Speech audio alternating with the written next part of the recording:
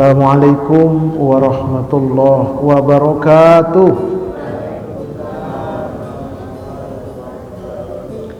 Alhamdulillahilladzi an'ama alaina bini'matil imani wal islam. Wassalatu wassalam ala habibina wa syafi'ina Muhammad sallallahu alaihi wasallam wa ala alihi wa ashabihi wa man tabi'ahu ila yaumil qiyamati wassalamu ala dawam. Amma ba'du, bagaimana kabar Bapak Ibu? Sehat semua? Semangat baru karena sudah berada di tahun baru 2025. Ya, sebetulnya hitungan tahun itu masing-masing suku bangsa punya hitungan tahun. Ya, orang Jawa kuno ada hitungan tahun. Orang Cina kuno ada hitungan tahun. Orang Arab kuno ada hitungan tahun. Nah, yang kita pakai sekarang ini adalah hitungan tahun kombinasi antara orang Romawi kuno dengan Romawi modern. Nah, jadi itulah yang disepakati, yang diikuti oleh seluruh dunia. Tapi kemudian Islam pun bikin tahun sendiri. Itulah tahun Hijriyah. Ya, yang dipelopori pada masa pemerintahan Umar bin Khattab radhiyallahu anhu. Jadi tahun Hijriyah itu yang menetapkan bukan Nabi tetapi Umar bin Khattab. Karena ketika itu jadi khalifah, ketika mau nulis surat, loh kita kok nggak punya hitungan tahun sendiri ya? Ayo kita bikin musyawarah. Maka disepakatin tahun hijrah Nabi dan sahabat itulah ditetapkan sebagai tahun di dunia Islam. Jadi biasa-biasa aja sebetulnya ya. Nggak ada yang istimewa dari tahun-tahun itu. Mau tahun baru, mau tahun lama. Yang penting jiwa kita, diri kita harus diperbaharui terus. Apanya? Ilmu dan imannya. Nah, makanya kita ngaji pada malam hari ini. Melanjutkan. Sebagaimana biasa saya punya channel di YouTube, nama channelnya Ustadz Arifin Purba Official. Ini sekedar mengingatkan kembali, saya bikin pesantren virtual pondok sholat, ngajinya lewat Zoom setiap Sabtu malam Ahad. Besok malam, ya jam 8 malam sampai setengah 10, dan itu free, gratis. Link Zoomnya itu saya share itu hari Sabtu pagi atau siang. Silakan nanti lihat di status saya atau di channel saya Ustadz Arifin Purba Official. Nah, kemudian ya selanjutnya saya juga menyelenggarakan haji khusus langsung berangkat tanpa antri 2025 ini. Juga umroh munajat pada bulan Syawal. Kemudian juga nih kita lihat keutamaan orang yang beriman dan orang yang berilmu. Ini Allah nyatakan dalam Al-Quran. A'udzubillahi minasyaitonirrajim. Yarfa'illahu alladzina amanu minkum walladzina utul ilma darajat. Allah akan mengangkat kedudukan orang-orang yang beriman dan orang-orang yang berilmu di antara kamu beberapa derajat. Jadi tolak ukur mulianya seorang hamba di sisi Allah bukan pangkat jabatan, bukan harta kekayaan, tidak pula ketenaran, tetapi adalah iman dan ilmu. Tuh, itu tolak ukurnya. Kalau mau menjadi hamba Allah di sisi Allah itu tinggi derajatnya dunia sampai akhirat, ayo kita tingkatkan iman kita tingkatkan ilmu kita. Dengan cara apa? Belajar. Nih, ngaji bareng. Karena kata Nabi, kalau kita ngaji, waman salaka tariqan yaltalmisu fihi ilman. Ya. Waman salaka tariqan yaltalmisu fihi ilman sahalallahu lahu bihi tariqan ilal jannah. Dan barang siapa yang hadir ke majelis ilmu seperti kita ini, hadir setiap malam Jumat begini di Masjid Husnul Khotimah, Komplek Pondam Jaya, ya, Manggarai, Jakarta Selatan, maka dimudahkan jalan kita ke surga. Nah, itu janji Allah. Dalam hadis Nabi, riwayat Imam Muslim. Maka istiqomahilah, baik tahun yang lalu maupun tahun baru ini, terus kita istiqomah thalabul ilmi dalam rangka meningkatkan iman dan ilmu kita. Mudah-mudahan derajat kita dimuliakan di sisi Allah Subhanahu wa taala. Amin ya rabbal alamin. Baik, sebagaimana tema besar kita, yaitu ada 8 tingkatan akidah manusia itu di sisi Allah. Nah, yang ke-8 ini ada yang level bahaya, ancapannya neraka. Inilah dia, 4 level ini, ya 5 level ke bawah ini bahaya. Dari mulai peringkat 4, muslim fasik, muslim munafik, muslim musyrik, murtad dan kafir. Nah, ini kalau mati dia begini, ancamannya neraka. Nanti kapan-kapan kita akan kaji apa itu muslim fasik, apa itu muslim munafik. Nah, kemudian level yang selamat, aman, dijanjikan akan dimasukkan ke dalam surganya Allah adalah level pertama, orang muttaqin, orang mukmin, dan orang muslim. Baik itu muslim kafah maupun muslim maksiat. Dia orang muslim tapi masih ada dosa-dosa dikit, nggak sempat taubat. Maka di akhirat nanti masuk neraka dulu sebentaran.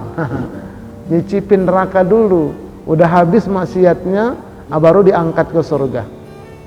Gak apa-apa deh Ustadz, kenapa Pak? Hitung-hitung cari pengalaman di neraka. Silakan. Itu namanya muslim maksiat. Dia kerjakan rukun Islam yang 5, tapi masih punya dosa dikit-dikit, Bu. Suka ngomel-ngomel. Nah itu. Ya, suka ngambek-ngambek, suka kadang-kadang nyolong-nyolong dikit. Habis beli cabai di tukang sayur, mau pulang nih, tambah 1 ya. Nah itu nyolong itu. Karena udah selesai jual beli masih ngambil 1 dia.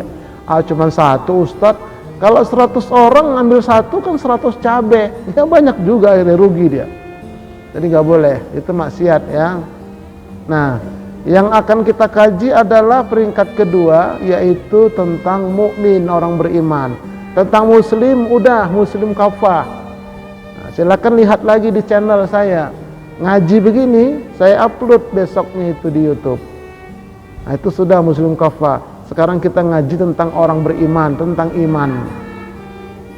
Yuk kita lihat. Penting untuk dipahami ada 3 istilah, yaitu akidah, iman, tauhid. Ini Bu ya, akidah, iman, tauhid. Akidah itu untuk orang muslim, makanya akidah Islam. Orang Islam akidahnya harus kuat. Apa itu Ustadz akidah? Keyakinan. Yakin sama Allah, yakin sama azab kubur, ada. Yakin akhirat, ada. Yakin surga neraka, ada. Tuh. Yakin pertolongan Allah, yakin. Nah itu nggak boleh ragu-ragu. Itu namanya akidah. Ya, lebih umum dia sifatnya. Itu akidah Islam. Baru iman itu untuk orang mukmin. Nah ini yang kita kaji. Ya, tentang iman, ada rukun iman, ada cabang iman. Nah, begitu nanti kita kaji. Baru tauhid untuk orang muttaqin. Nah, itu nanti tauhid. Orang-orang takwa itu keyakinan tauhid. Ada tauhid uluhiyah, tauhid rububiyah, tauhid asma wa sifat, tauhid sifat 20, ada. Tuh nanti kita kaji. Ya. Nah, sekarang kita kaji tentang iman, mukmin. Baik, ayo kita lihat. Pembahasan tentang iman itu saya buat daftar isinya. Ya, nih. Pokok-pokok bahasannya itu secara garis besar saya buat ada 8. Ya. Nah, pada kesempatan kali ini yang akan kita kaji adalah perumpamaan antara iman dan pohon. Jadi kata Allah itu iman sama pohon itu bisa diibaratkan. Iman dengan pohon. Nah, bagaimana maksudnya Ustadz? Oke, ini kita lihat ya. Perumpamaan antara iman dan pohon.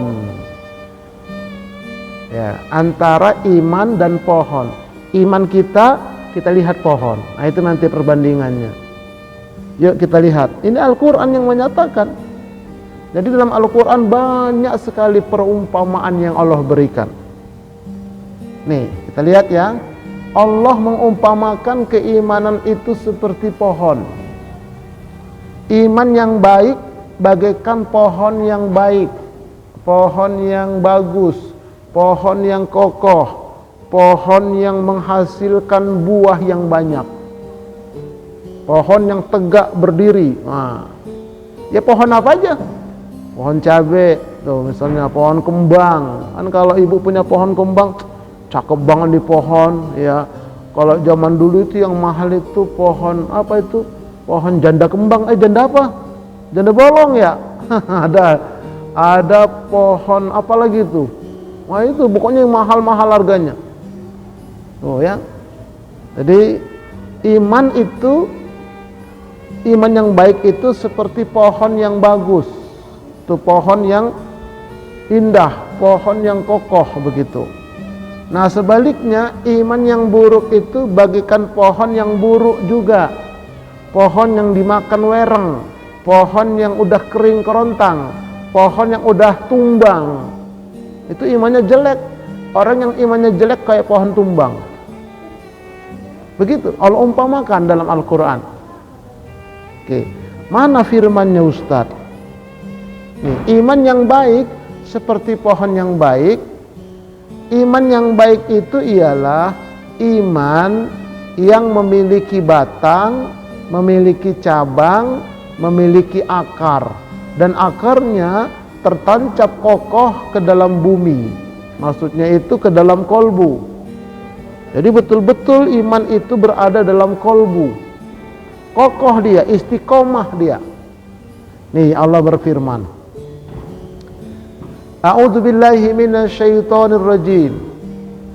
Alam taro kaifa daraballahu mathalan kalimatan thayyibah kasyajaratin thayyibah asluha thabitun wa far'uha fis sama.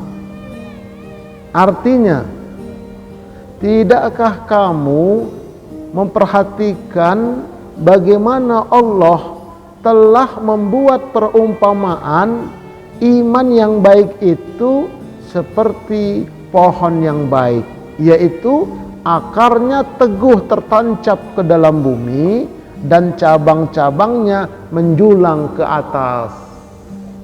Tuh. Pohon apa ya? Pohon apa aja? Di bumi itu maksud di tanah, bisa di pot, bisa di bumi langsung. Enak kita kalau ngelihat pohon, wah ini cakep nih pohon, bagus nih pohon, nah begitu, indah nih pohon. Begitulah iman dalam kolbu kita. Jadi kalau orang itu imannya bagus, kelihatan dari perilakunya, nih cakep nih dia nih orangnya nih. Kenapa? Akhlaknya bagus, berarti imannya bagus dia. Begitulah pohon. Allah yang kasih umpama dalam surah Ibrahim ayat 24. Saya ulang lagi terjemahannya. Tidakkah kamu memperhatikan bagaimana Allah telah membuat perumpamaan iman yang baik itu seperti pohon yang baik, yaitu akarnya teguh tertancap ke bumi dan cabang-cabangnya menjulang ke atas, ke langit. Luar biasa ini. Ini Allah berfirman dalam surah Ibrahim ayat 24. Yuk kita lihat nih. Umpama pohonnya begini nih Bapak Ibu ini. Ini ilustrasi ya. Gambaran nih. Makanya enaknya kita ngaji pakai infocus tuh begitu. Jadi kelihatan dia. Enggak hanya ngeliatin jenggot saya ya. Tuh lihat tuh. Yuk kita lihat nih pohon nih, perumpamaan kata Allah ini. Yang paling bawah itu adalah akar. Tuh. Akarnya nancep ke bumi tuh. Pohon apa aja? Nancep dia ke bumi.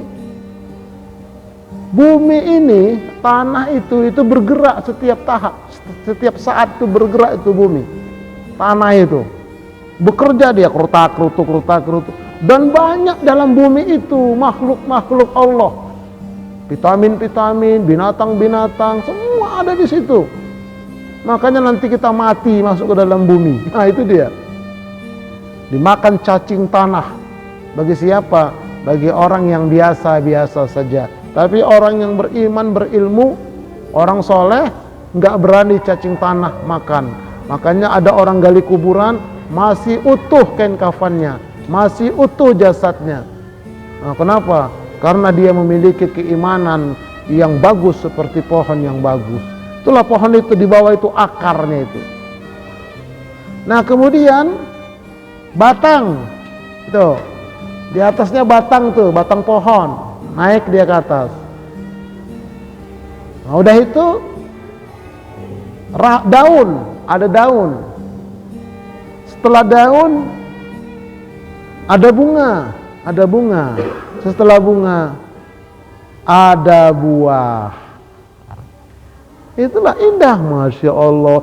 Pohon tomat, pohon apa ini ya? Begitu kita lihat. Nanam pohon kita tomat, taruh di pot, berbuah subur, ya Allah.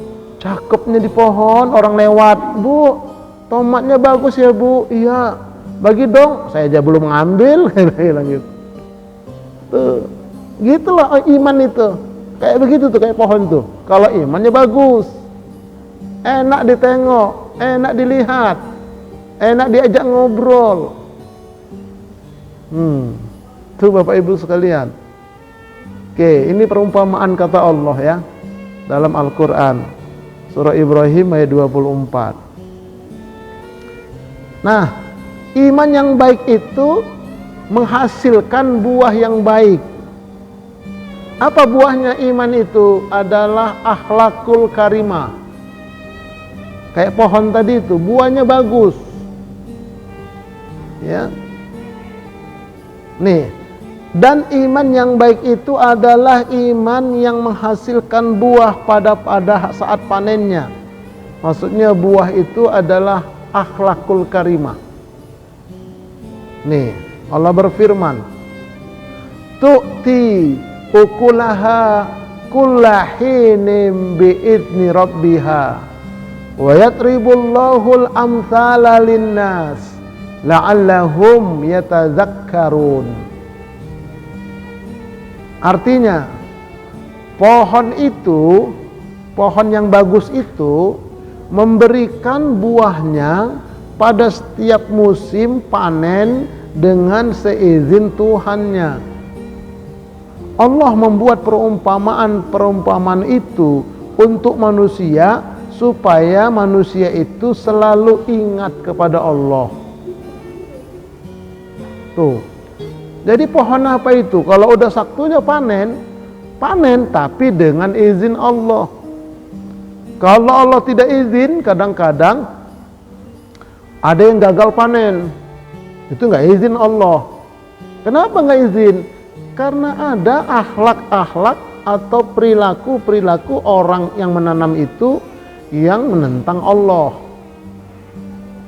Iya. Jadi nggak boleh kita terlalu yakin. Pokoknya saya ini insinyur pertanian.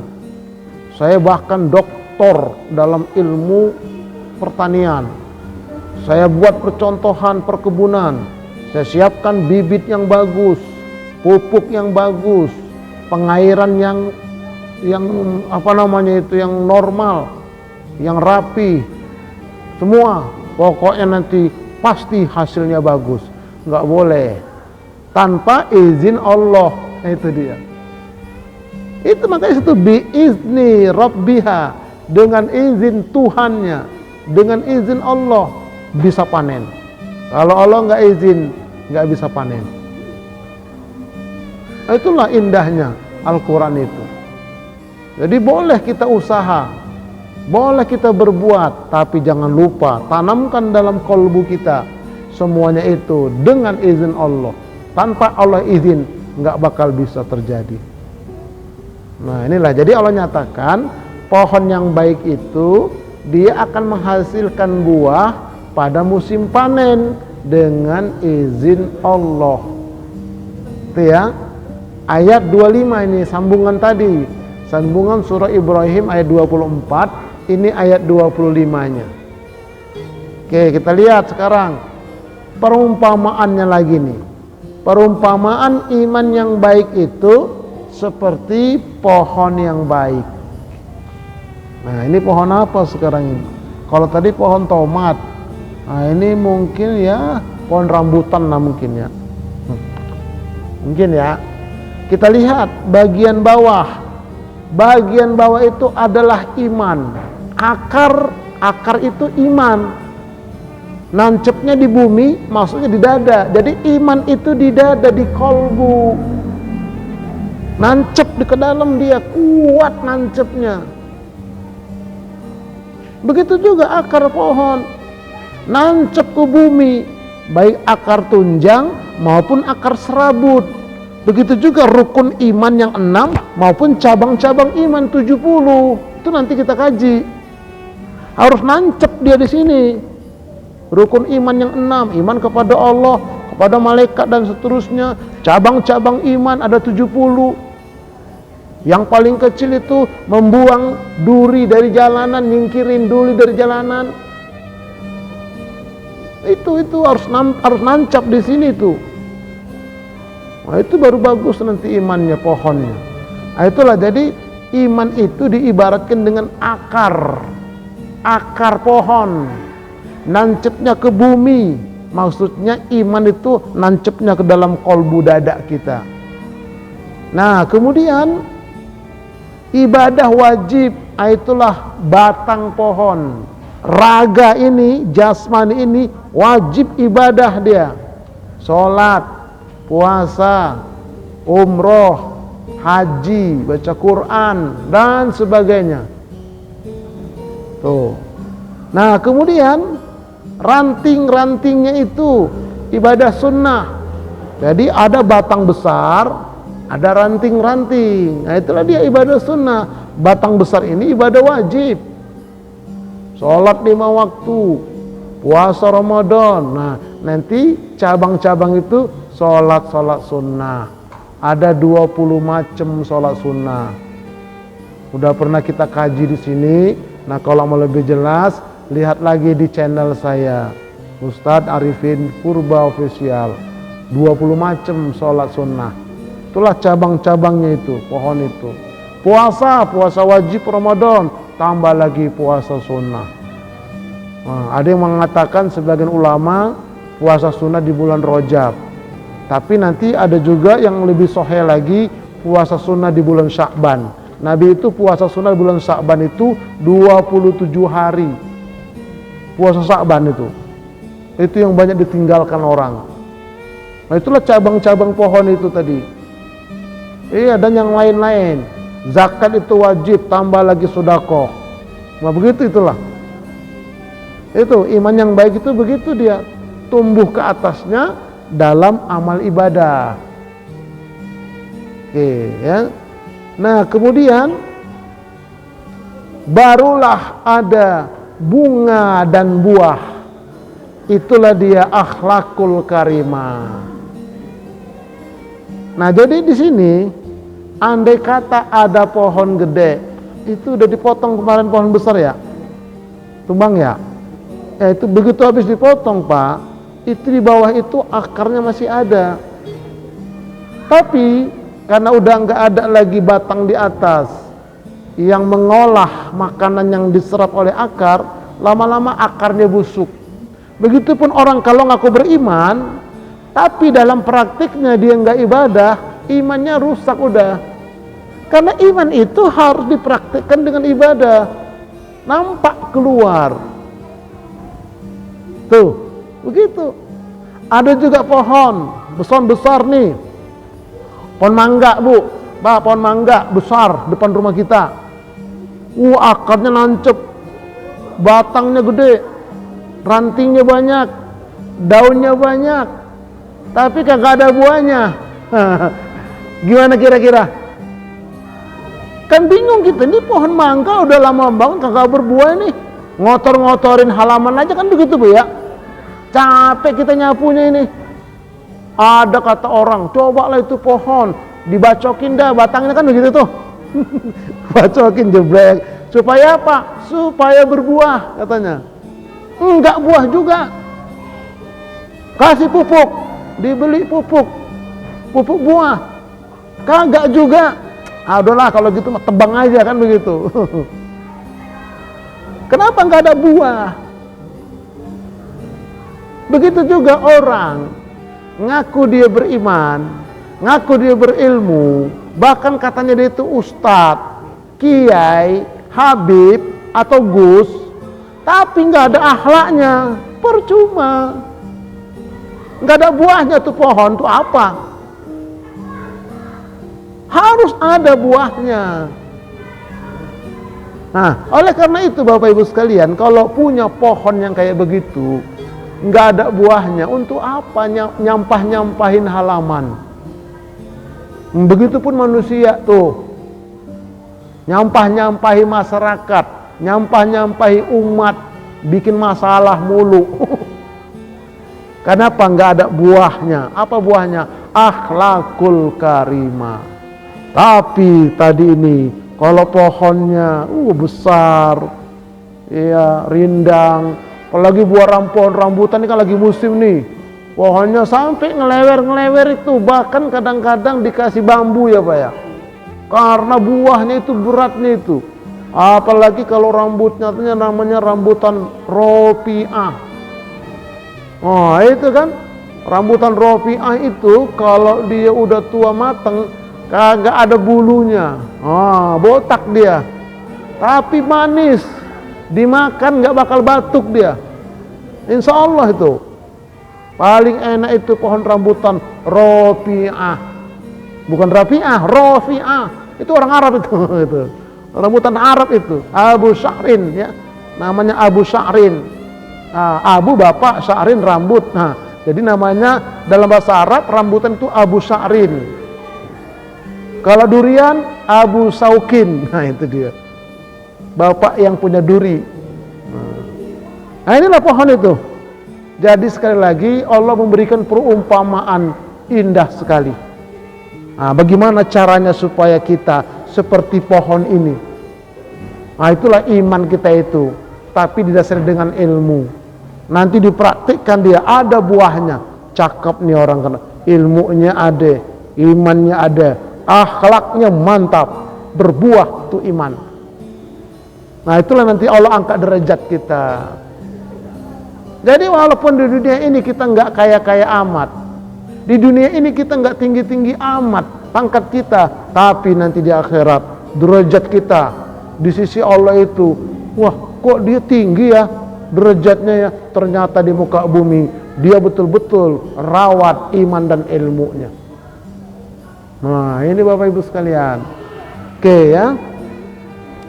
Nah selanjutnya perumpamaan iman yang buruk ya.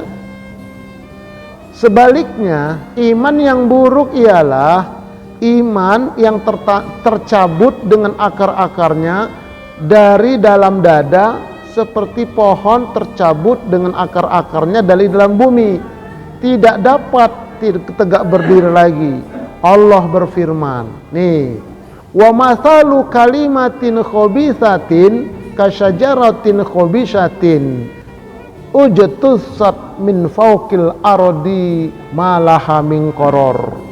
Artinya, dan perumpamaan iman yang buruk itu seperti pohon yang buruk yang telah tercabut dengan akar-akarnya ke atas permukaan bumi yang tidak dapat tegak ya sedikit pun ke muka bumi. Kenapa? Sudah tercabut itu akar-akarnya. Udah masuk waktu ya? Belum? Oh iya. Tadi suara apa tadi itu? Oh iya. Pohon yang kurang bagus berarti ya. Apa-apa, berarti 2829 ya, masih ada waktu. Nah, inilah Allah perumpamakan ini. Jadi kalimat yang buruk atau iman yang buruk itu seperti pohon yang buruk. Pohon yang buruk itu ya itu sudah kecabut dia, pohonnya kering, ya kering kerontang dan sebagainya. Nah, mari kita lihat selanjutnya. Perumpamaan yang buruk itu seperti pohon yang tumbang. Nih, tahu tuh. Ada pohon kena angin gede, wah, tumbang di depan rumah. Lama-lama kering tuh pohon, diambil kayunya. Iman yang buruk itu kayak begitu, nggak kuat menghadapi cobaan hidup. Baru dicoba dikit, udah kelepak-kelepak dia imannya. Tuh, dikasih dikit aja susah ekonomi, udah ngeluh dia. Itulah iman yang buruk itu. Kalau iman yang bagus dicoba, walaupun angin gede nggak bakal tumbang dia. Ini kan akhir zaman ini kan ujiannya berat. Nah, ada kata Feng Shui, ini kata Feng Shui ya. Tahun 2025 ini adalah tahun kayu katanya. Tahun kayu ini hati-hati ya. Namanya kayu gampang kena rayap. Ya saya bilang kayu apa dulu? Coba kalau kayu jati, nggak bisa itu rayap gigitnya. Artinya apa? Iman. Walau bagaimanapun cobaan hidup di akhir zaman ini, sampai-sampai nanti Dajjal keluar, disitulah iman kita diuji, Pak. Dajjal ini nggak ada yang bisa bunuh kecuali Nabi Isa. Dia punya kesaktian yang luar biasa, bisa mematikan orang seketika, bisa menghidupkan orang seketika. Tapi cuma sekali dia mematikan, sekali menghidupkan. Habis itu selesai, nggak bisa lagi dia. Dia bisa sihir dengan tangannya. Banyak nanti orang-orang yang setengah-setengah iman, mereka itu tergoda dengan Dajjal. Banyak.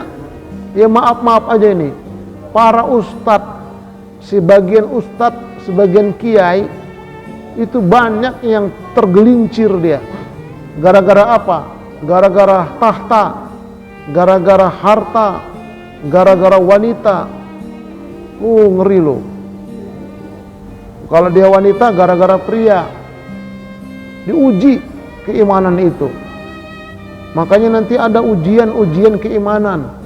Bagaimana caranya kita bisa sabar, tabah menghadapi ujian keimanan itu. Nah itulah, jadi kalau keimanan itu sudah terbongkar dari dadanya, tercabut dari dadanya, udah selesai kata Allah. Nggak ada nilainya di sisi Allah. Nggak ada nilainya. Nah makanya harus kita pertahankan akidah kita, harus kita perkuat keimanan kita, harus kita jaga dan kita rawat tauhid kita, tertanam dia dalam kolbu kita. Jangan keluar dari sana dia, apapun ujiannya, apapun cobaannya. Nih Bapak Ibu sekalian, kira-kira siap nggak menghadapi cobaan? Siap, harus siap. Iya, ke depan ini Bapak Ibu bukan lebih baik loh, maaf ini. Saya bukan mendahului, bukan. Tapi memang begitu kata Nabi. Sebaik-baik zaman itu zamanku.